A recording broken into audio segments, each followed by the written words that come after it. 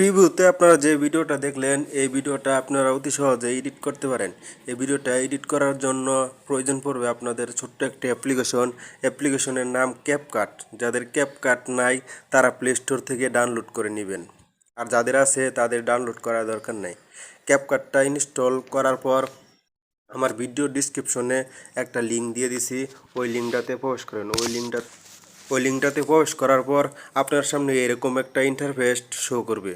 তারপরে এই যে নিচে লেখা আছে ইউজ টেমপ্লেট ইন ক্যাপকাট, এই লেখাটিতে একটা ট্যাপ করবেন। এই লেখাটিতে ট্যাপ করার পর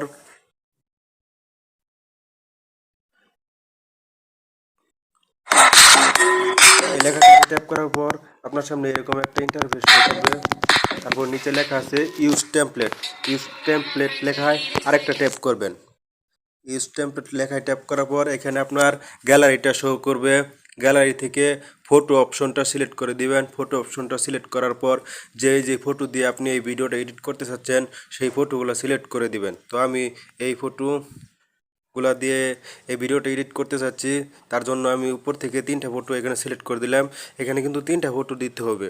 3টা ফটো দেওয়ার পর এই যে নিচে লেখা আছে নেক্সট অপশনে একটা ট্যাপ করে দিবেন। নেক্সট অপশনে ট্যাপ করার পর দেখেন এই ভিডিওটা কিন্তু আমার এডিট হয়ে গেছে।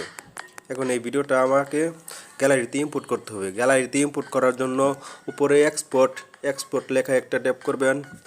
এক্সপোর্ট লেখায় ট্যাপ করার পর এই যেখানে নিচে লেখা আছে এক্সপোর্ট উইদাউট ওয়াটারমার্ক আর শুধু এক্সপোর্ট, আপনি নিচেরটা দেওয়া যদি এক্সপোর্ট করেন তাহলে ক্যাপকাটের ওয়াটারমার্ক থাকবে, আর যদি উপরেরটা দিয়ে এক্সপোর্ট করেন তাহলে ক্যাপকাটের ওয়াটারমার্কটা থাকবে না।